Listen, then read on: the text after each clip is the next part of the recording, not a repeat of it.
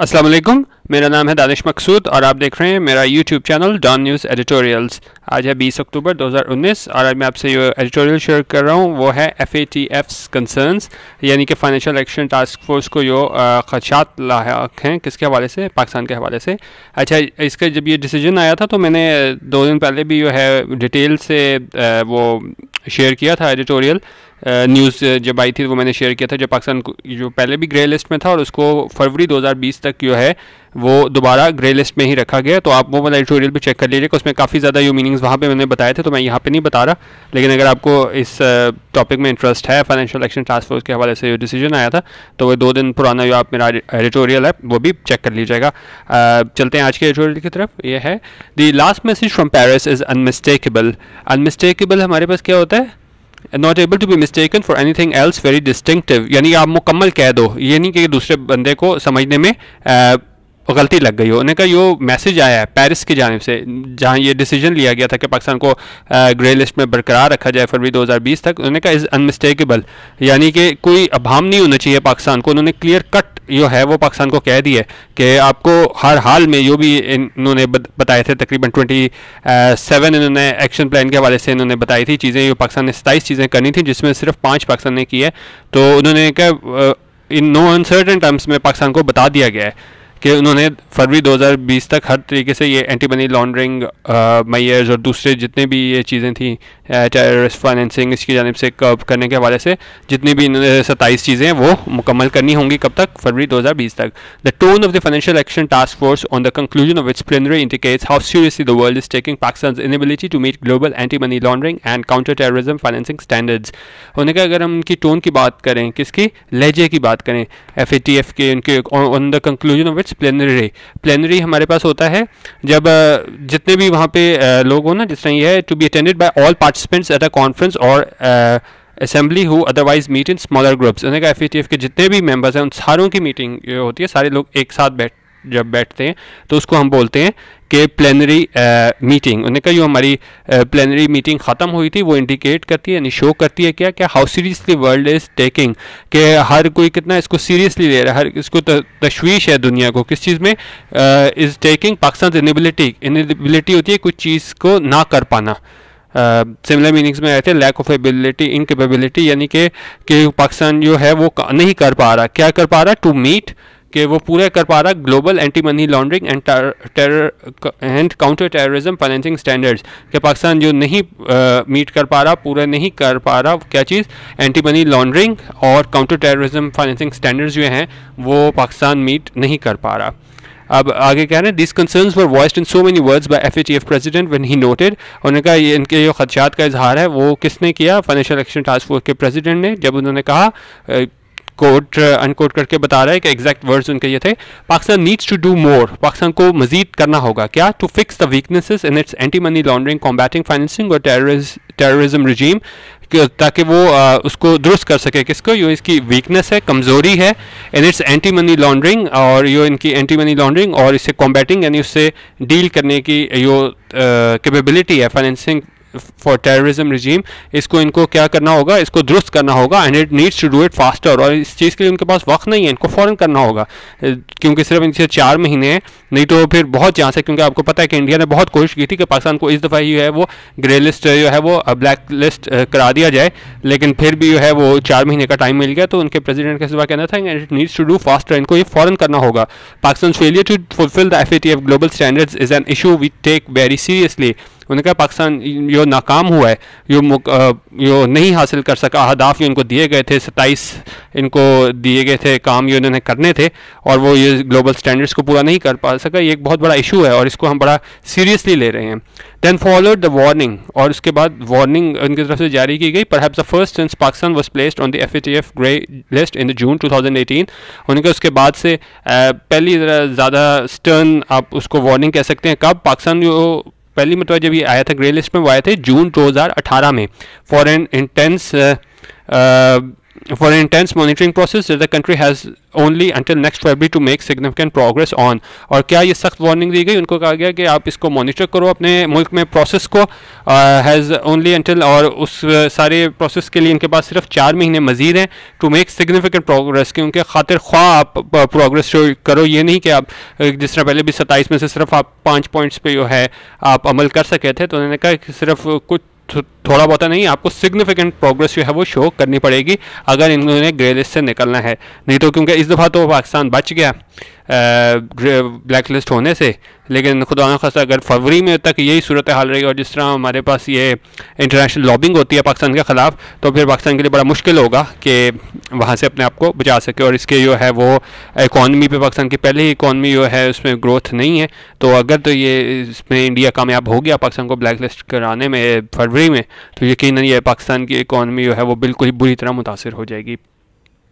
It must do this across the full range of 27-point national action plan। अब जिस तरह मैंने आपको बताया कि 27 इन्होंने 27 पॉइंट्स थे जिस पे पाकिस्तान ने अमल करना था, उन्होंने कहा अक्रॉस, उन्होंने कहा तमाम उनको पॉइंट्स अमल करने होंगे। एग्रीड ऑन विद FATF, जो पाकिस्तान ने एग्री किए थे, यानी कि माना था नेशनल एक्शन टास्क फोर्स से कि जी हम ये कर लेंगे, क्योंकि लिमिट तो इनके पास ये अक्टूबर तक की थी, 18 तक 14 से 18 अक्टूबर तक ये मीटिंग हुई थी हमारे पास यहाँ पे फ्रांस में। तो लेकिन उसमें यह है कि पाकिस्तान जो है वो नाकाम रहा और सिर्फ 5 पॉइंट्स पे जो है अमल हो सका। उन्होंने कहा पाकिस्तान को जो है वो अब खातिर ख्वाह इस पर काम करना होगा और रिस्क एक्शन, और क्या होगा नहीं तो which could include Pakistan being black listed along with countries considered a haven for terrorism financing. उन्होंने कहा नहीं तो क्या होगा, पाकिस्तान को ब्लैक लिस्ट कर दिया जाएगा और उन ममालिक के साथ शामिल कर दिया जाएगा जो एक जन्नत तस्वुर किए जाते हैं टेररिज्म फाइनेंसिंग के लिए। The outcome of the plenary is quite opposite of what ministers and officials had projected। उन्होंने कहा जो हम यहाँ मीटिंग में जाने से पहले हमारे जो मिनिस्टर्स थे और ऑफिशियल्स थे वो बड़े होपफुल थे कि भी पाकिस्तान ग्रे लिस्ट से ही बाहर आ जाएगा, लेकिन जो आउटकम जो आया है कि पाकिस्तान को ग्रे लिस्ट से वहीं पे रखा गया है, कोई भी जो है बेहतरी नहीं लाई गई। तो उन्होंने कहा ये कोई बिल्कुल उसका उलट है। जो मिनिस्टर ऑफिशियल्स यहाँ कहे गए थे भाई हम वहाँ जाएंगे और वहाँ सब अच्छा हो जाएगा, सब अच्छा की रिपोर्ट दे के गए थे, लेकिन वहाँ पे जाके जो है वो सूरत हाल अक्सर मुख्तलिफ थी और बड़ी मुश्किल से पाकिस्तान ब्लैक लिस्ट होने से बचा, लेकिन वो भी सिर्फ 4 महीने के लिए। कॉन्ट्ररी टू ऑफिशियल क्लेम्स, उन्होंने कहा इसके बरक्स जो ऑफिशियल क्लेम्स किए गए थे कि कुछ नहीं होगा, हम वहाँ से क्लियर हो जाएंगे। Pakistan has missed the third deadline for implementing the measures required to exit the grey list. उन्होंने कहा जून 2018 के बाद ये तीसरा मौका था कि पाकिस्तान ने अपनी डेडलाइन है, जो डेडलाइन होता है जो आपको एक काम करने के लिए एक वक्त मुकर्रर वक्त दिया गया हो, तो ये पाकिस्तान के पास अक्टूबर तक का टाइम था। उन्होंने कहा ये तीसरी मरतबा हुआ है कि पाकिस्तान ने मिस किया है, क्या डेडलाइन अपनी उनको वक्त दिया गया था वो उस पर अपने ये सारे 27 पॉइंट्स जो हैं वो अमल करने में नाकाम रहे हैं। Required to exit the grey list, जो कि ज़रूरी थे कि पाकिस्तान ग्रे लिस्ट से निकलता बाहर। ओनली 5 of 27 मेजर्स, इसको भी मैंने हाईलाइट कर दिया, जो इंपॉर्टेंट चीज़ थी कि पाकिस्तान जो है सिर्फ 27 मेजर्स में से सिर्फ 5 जो है वो पाकिस्तान उसमें कामयाबी हुआ था, which include identification and supervision of terror financing. उसमें क्या शामिल था, आइडेंटिफाई करना और सुपरविजन करना किसमें, terror financing risk and boosting control on illicit currency movement have been largely addressed. उन्होंने कहा ये चीज़ें तो हो गई हैं, लेकिन उसके बाद भी 5 चीज़ें हो गई हैं और बाकी अब 22 रह गई हैं। Sadly the government has never care to publicly share the document. और उन्होंने कहा अफसोस की बात यह है कि गवर्नमेंट ने, पाकिस्तानी गवर्नमेंट ने पब्लिक के साथ ये डॉक्यूमेंट शेयर नहीं किया। इट इज़ हाउएवर अनक्लियर, लेकिन उन्होंने कहा साथ उन्होंने थोड़ा मार्जिन भी दिया है हुकूमत को कि हो सकता है कि इफ़ FATF रूल्स बाहर होता है कि बंदी लगाना, कि हो सकता है फाइनेंशियल एक्शन टास्क फोर्स के रूल्स हैं वो मना करते हो कि आप पब्लिकली डॉक्यूमेंट शो नहीं कर सकते कि क्या क्या पाकिस्तान ने हासिल किया और कौन कौन से पॉइंट्स नहीं पूरे कर सके। Bars it from making the plan public, हो सकता है कि FATF की तरफ से कोई कंडीशन हो कि जी आपने ये डॉक्यूमेंट जो है पब्लिक नहीं करना, और if it is keeping it secret for some other reason, और हो सकता है कोई और रीज़न हो, वजह हो जिसकी वजह से इस सारे इसको डॉक्यूमेंट को सीक्रेट रखा जा रहा है और आवाम के सामने नहीं लाया जा रहा। Indeed, FATF also acknowledges the progress made by the country towards improving its AML CFT regime, but did not find it adequate enough to left it off the hook। उन्होंने कहा कि ठीक है, FATF एक्नॉलेज करती है, तस्लीम करती है कि पाकिस्तान ने प्रोग्रेस शो की है, कि पहले तो बिल्कुल ही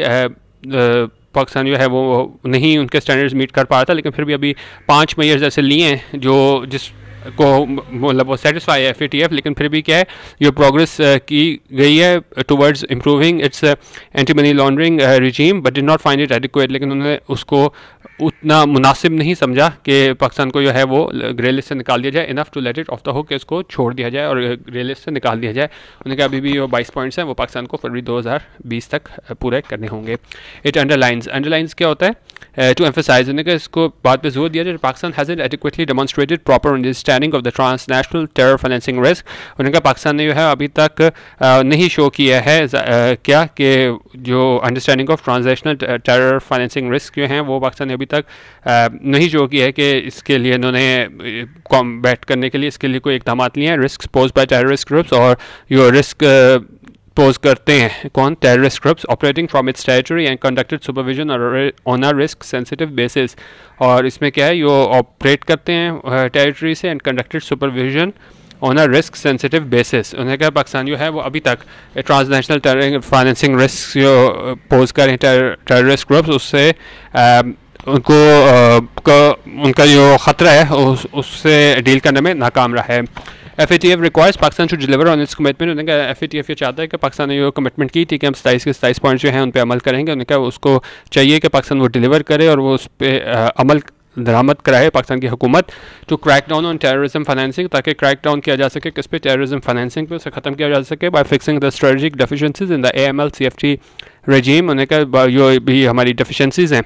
कमियाँ हैं हमारी, उसको एंटी मनी लॉन्ड्रिंग रजीम में, उसको सच एज क्या है, identification of cash couriers, enforcement of controls on illicit currency movement, effective implementation of financial sanctions against all internationally designated terrorists and militant groups as well as their agents। उन्होंने कहा ये सारी points हैं जो पाकिस्तान को पूरे करने होंगे अगर पाकिस्तान ने अपनी जो ग्रे लिस्ट है उससे बाहर निकलना है। ये मैं इसको जो है ना, इसको यहाँ पे भी इसको हाईलाइट कर देता हूँ। जो भी चीज़ इंपॉर्टेंट आई जाती है उसको जो है वो आप लोग हाईलाइट कर दिया करें कि क्या कौन सी चीज़ें हैं जो पाकिस्तान ने करनी है। क्या डेफिशिएंसीज हैं पाकिस्तान में, आइडेंटिफिकेशन ऑफ कैश कोरियर्स हैं, enforcement of controls on illicit currency movement है, effective implementation of financial sanctions against all internationally designated terrorists and militant groups as well as their agents. ये तमाम चीज़ें हैं जो पाकिस्तान ने पूरी करनी है, इनको कॉम्बैट करना है कि अगर पाकिस्तान ने ग्रे लिस्ट से बाहर निकलना है। Failure to meet the February deadline for making significant and substantial progress will put the country on a blacklist and have serious consequences for its struggling economy। उन्होंने कहा अगर पाकिस्तान ये फरवरी 2020 तक जो है वो नहीं मीट कर पाया क्या डेडलाइन, और किस चीज़ के लिए डेडलाइन है, for making significant and sustainable progress, और फिर क्या होगा, विल पुट द कंट्री, वो पाकिस्तान को किस दहाने पे ले जाएगा, वो पाकिस्तान को ब्लैक लिस्ट हो जाएगा उससे, और उस किस तबाही के किस दहाने पे आ जाएंगे, एंड हैव सीरियस कॉन्सिक्वेंसेज, और इसके मज़ीद बड़े ख़तरनाक जो हैं वो असरात होंगे फॉर इट्स स्ट्रगलिंग इकॉनमी, क्योंकि पाकिस्तान की इकॉनमी पहले ही कोई स्ट्रगल कर रही है, ग्रोथ नहीं है, तो अगर ब्लैक लिस्ट भी हो गई तो फिर बिल्कुल ही पाकिस्तान उठ नहीं पाएगा माशी तौर पे, इंक्लूडिंग टर्म सैंक्शन। उसके बाद क्या हो जाएगा, इस पर पाबंदियाँ लग जाएंगी, ऑन इट्स बैंक्स पे पाबंदियाँ लग जाएंगी, and a freeze on official and private capital inflows, और हमारे उस पर फ्रीज लग जाएगा किस पे, ऑफिशियल और प्राइवेट कैपिटल इनफ्लोज में। ये उन्होंने वजूहात चीज़ें बताई हैं कि अगर पाकिस्तान जो है ग्रे लिस्ट से ब्लैक लिस्ट हो गया तो फिर क्या क्या नुकसान होंगे। The time to linger on Pakistan's commitment has passed। Linger क्या होता है, to remain or stay on in a place longer than is usual or expected as if from reluctance to leave। उन्हें क्या, पाकिस्तान के पास जो है वो वक्त नहीं बचा है इसमें, जो कि पाकिस्तान की कमिटमेंट पूरी करनी थी वो वक्त गुजर चुका है। It is now time to walk। Time to walk हमारे पास क्या होता है, if you say that someone talks the talk but does not walk that walk, you mean that they do not act in a way that agrees with the things they say। when it comes to recycling, अब इसमें वो time to walk ये होता है कि कहने का time ख़त्म हुआ, अब करके दिखाने का टाइम है। उन्होंने कहा पाकिस्तान जो 3 दफ़ा कह चुका है डेडलाइंस के, ठीक है हम कर रहे हैं ये जितने भी स्टैंडर्ड्स हैं वो मीट कर रहे हैं, उन्होंने कहा वो कहने का टाइम ख़त्म हो गया, it is now time to walk, अब करने का टाइम आ गया है। It is now time to walk the talk if the country wants, अगर पाकिस्तान ये चाहता है टू एस्केप के बच जाए, क्या बीइंग ब्लैक लिस्टेड के ब्लैक लिस्टेड होने से बच जाए, और इवन गेट अनदर एक्सटेंशन, या वो अगली एक्सटेंशन मिल जाए to comply fully with the global AML CFT standards, ताकि वो मीट कर सके कौन से ये स्टैंडर्ड हैं इनके एंटी मनी लॉन्ड्रिंग के और CFT स्टैंडर्ड्स हैं, इनको पूरा कर सके after expiry of the current deadline. अब ये कह रहे हैं या तो पाकिस्तान जो है उसको पूरा करना होगा, या जो है इसको यह हो सकता है कि पाकिस्तान को मज़ीद टाइम मिल जाए, लेकिन ये पहले ही 3 दफ़ा मिल चुका हुआ है, तो वो मुश्किल है थोड़ा कि पाकिस्तान को जो है मज़ीद वक्त मिले। जिस तरह अभी 4 महीने की डेडलाइन मिली है, तो कोशिश पाकिस्तान को करनी होगी कि सारे पॉइंट्स मीट करे, लेकिन अभी सिर्फ 5 पॉइंट्स हैं जो इन्होंने कहा है कि ठीक है हमारे स्टैंडर्ड के मुताबिक पूरे कर लिए हैं, तो 22 इसको पूरा करना, 22 जो मज़ीद पॉइंट्स हैं, तो 4 महीने में, तो ये तकरीबन नामुमकिन ही है। लेकिन देखते हैं कि फरवरी तक क्या होता है, और क्योंकि इसके नताइज बहुत ख़तरनाक होंगे अगर पाकिस्तान जो है वो ब्लैक लिस्ट हो गया। और यकीनन जो इंडिया और दूसरे ममालिक हैं वो यही चाह रहे हैं कि पाकिस्तान मुकम्मल तौर पर जो है माशी तौर पर तबाह हो जाए। तो इसके लिए देखते हैं कि 4 महीने में अब ये क्या कर पाते हैं, और क्या जो नया इनका इजलास होगा फरवरी 2020 में, तो पाकिस्तान इस सारे मुश्किलात से निकलने में कामयाब होता है कि नहीं। तो ये था आज का ट्यूटोरियल। इसके अलावा आपने अगर फुल HD में ये वीडियोस देखनी हो, बाज़ लोगों को वो मीनिंग्स वगैरह सही नज़र नहीं आते फेसबुक पे, तो उसमें आप जो है वो 1080p पे आप मेरे YouTube channel Dawn news editorials, वहाँ पे आप चेक कर सकते हैं। वहाँ पे आप यूट्यूब पे देख लिया करें। फेसबुक पे मैं उन लोगों के लिए पोस्ट करता हूँ जिनके पास फास्ट स्पीड इंटरनेट कनेक्शन नहीं होता, तो इसलिए मैं यहाँ उन लोगों के लिए करता हूँ। बाकी जिनके पास 4G वगैरह है तो वो कोशिश किया करें कि वो यूट्यूब पे देख लिया करें। वैसे आपकी मर्ज़ी, आप जिधर भी देखना चाहें। बाकी इसके अलावा आज शाम मैंने वो डॉन के आपसे कहा था एडिटोरियल्स शेयर करने हैं, 12 दिन के आए हैं, वो भी मैं थोड़ी देर में वो शेयर कर देता हूँ। इसके अलावा वीडियो देखने का बहुत शुक्रिया। अल्लाह हाफिज़ और पाकिस्तान जिंदाबाद।